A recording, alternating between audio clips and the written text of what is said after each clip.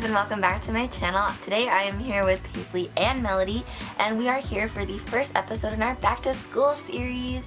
I am so excited for this series because normally the last few years, since I've only been like a junior and a senior in high school, back to school for me was getting a new pencil, like a single new pencil, and refilling my binder with paper. But now that I'm going to be a freshman in university, I have a lot of back to school things that I have to do, especially relating to my dolls, because I'm going to be taking my dolls with me to university. So I have a lot of back to school videos planned, and I hope that I can make them before I have to leave in like 20 days. So yeah, this is the first of many, hopefully. And for today's video, I am taking a suggestion from my viewer Cloudy Bri, who left a comment on my Reformation Amory dress video asking me to turn my dolls into Vsco girls. And at first, I was really worried because I thought I was becoming old and irrelevant because I did not know what a Vsco girl was. But after a little bit of research, I realized that it is basically the term for the Emma Chamberlain type beat young teenager girl who's like a hipster. That's what we used to call them back in my day. We called them hipsters back in 2013. But yeah, now I guess they're Vsco girls, and that's what I turned my dolls into here. And if you're interested in knowing how I did that, just go ahead and keep on watching. So I did a quick Pinterest search on what a Vsco girl like actually is and what they look like, and I realized that they are the 2019 equivalent of this whole Bethany Moda Tumblr girl thing that I had when I was growing up. So I compiled this list as to what a Vsco girl consists of, so you can see that here, and then I decided to cross off Hydro Flask because I didn't have anything to DIY a Hydro Flask with, and I didn't want to go out and buy more stuff for this video alone. And I crossed off Polaroids because you don't need to take Polaroid pictures of your school notes for back to school, so it really isn't an essential thing for the season. So beginning with our Brandy Melville clothing trend, the first thing I did was to create an oversized t-shirt because I noticed that's very popular in Vsco girl fashion. So what I actually did is I modified my hoodie pattern and I just turned it into a t-shirt pattern by shortening the sleeves and omitting the hood. And then I created this shirt using a old t-shirt like scrap that I had laying around. You might recognize this fabric from my tank tops video. I just used the leftover of it, and I made sure to cut out the sleeve on the hemmed edge of the t-shirt because I wanted to roll it up to create a rolled sleeve look, and that's what you can see I'm doing here. So I'm just rolling up the sleeve before I sew it in place, and then I'm going to tack this fold down with a needle and thread. Not along like the entire thing, just on certain points. And then after I made the shirt, I decided to embroider a little wave on it because I noticed that embroidered shirts and little graphics like this are very popular. So I didn't film me doing the process of this, but I just used a little like split stitch to do this wave after I drew it out with some water soluble marker. And here is some movie magic. I love this water soluble marker. Look, bam, it just goes away. It is so satisfying. Oh, I love it so much. And I also did the same thing with this white t-shirt with a little flower embroidery, but what I did on this shirt is I backed it with a little bit of jersey fabric just to kind of stabilize the fabric as I was embroidering. I forgot to do this on the pink shirt with the wave, and that shirt turned out okay. However, I recommend that if you are going to embroider your own shirt, be sure you stabilize your t-shirt fabric. And for bottoms, I decided to create some paper bag shorts using my paper bag shorts tutorial. This is the original pattern, but I decided to extend out the flare of the side leg. So where I'm extending out here is where the side seam of the pants goes for like the side of the leg. I just decided to extend this out a little bit because I wanted to insert some elastic into my paper bag shorts. So I just created an angle with a ruler, and then I followed that guideline to extend the shorts, and I used this as a guide to cut out all the rest of the pieces in the shorts, and then I just followed my tutorial as is, and I will link that in a card in the top right hand corner. Next on the list is scrunchies, and I actually have a tutorial on doll scrunchies already, so I will link that in a card in the top right hand corner. However, if you are looking to cop some human scrunchies for yourself, I do have a lot listed on my Etsy at White Whale Company, which will be linked in the description box down below. So now we have puka shell necklaces. So first I decided I wanted to use this elastic cord from this very cursed Carlton mask I got from a Toronto Maple Leafs event that I went to. As you can see, it looks like that. However, the elastic cord on that was too big.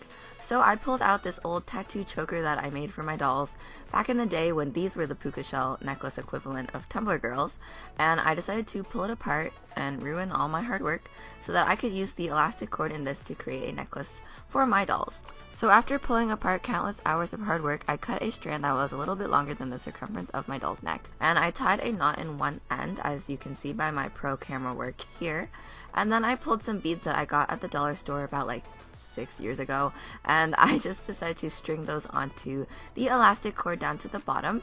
And I didn't fill the strand of cord all the way. I left a few inches on either side empty so that I would later be able to tie this onto my doll, and I repeated this twice so that I would have one necklace per doll. Moving on to friendship bracelets, I looked up a tutorial on how to make a friendship bracelet because in my life I have never made one before, and this one seemed easy, but mine turned out like this, and the original is supposed to look like this, and I had that. So I just decided to create a fishtail braid with all the embroidery floss, and this gave me like a faux friendship bracelet kind of look.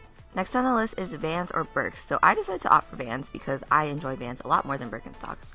So to create my white Vans, I am going to recycle these old American Girl shoes that I paid full price for, which I am a little bit sad about, but in the end I was glad I did this because I didn't really wear these shoes on my dolls a lot. So I'm gonna say a quick RIP to these shoes, you know, F in the chat, and I'm gonna get straight to work by covering the midsole of the shoe with some electrical tape to prevent leakage of paint getting onto that part of the shoe while we paint the rest of the shoe. Comment down below how many times I said paint and shoe in that sentence.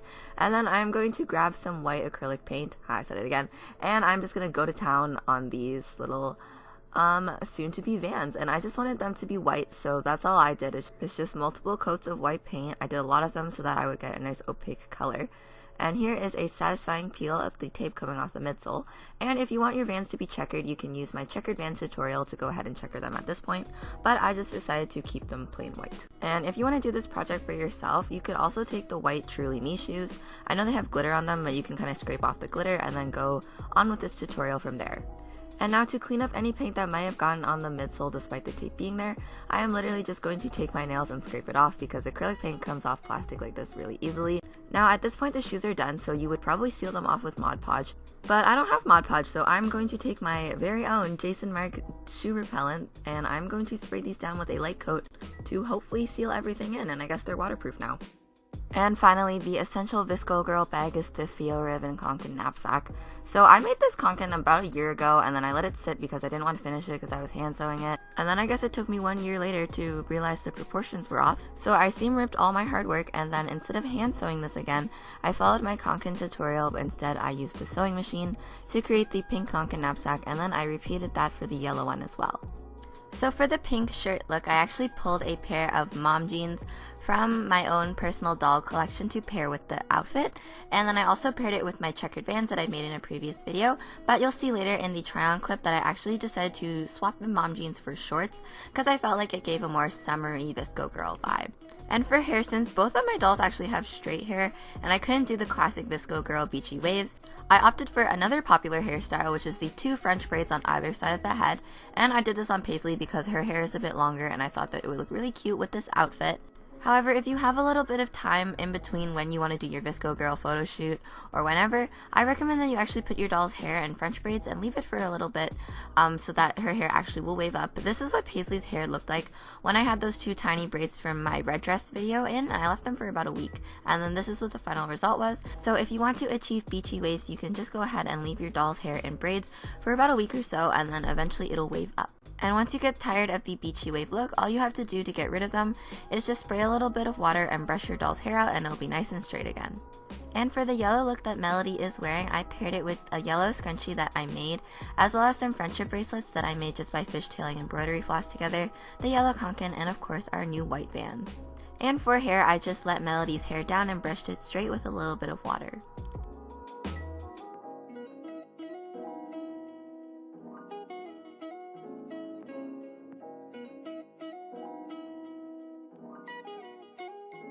And these are my completed Vsco girl transformation looks. I'm really happy with the way it turned out.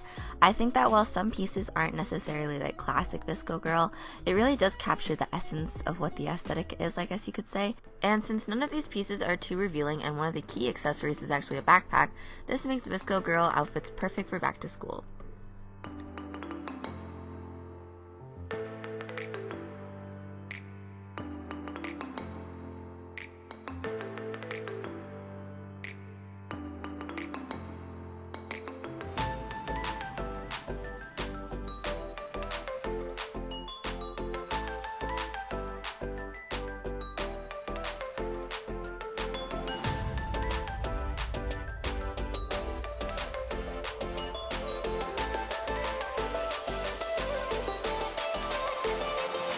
anyways guys, that's it for today's video, and I really hope you enjoyed it. If you did, be sure to give it a thumbs up and subscribe to my channel for more American Girl doll videos like sewing tutorials, outfit videos, hairstyle videos, and more. And also in the comment section down below, maybe all you fellow Vsco girls, please let me know how you think I did with turning my dolls into Vsco girls. I think, you know what, I'm not gonna lie, I think I did a pretty good job, and I even, you know, dressed for the occasion myself. I got my scrunchie and my oversized, pretty much function tour shirt on, but that's really all I have in terms of accessories that I can show you on camera because I don't want to wear my conkin right now. I honestly, I have 3 conkins, not gonna lie, that's a flex, but yeah, I have 3, so maybe I'm a Vsco girl too. Okay, yeah, I don't really have anything else to say for this video. Besides, thank you again for watching, and I will see you next time in my next one. Bye!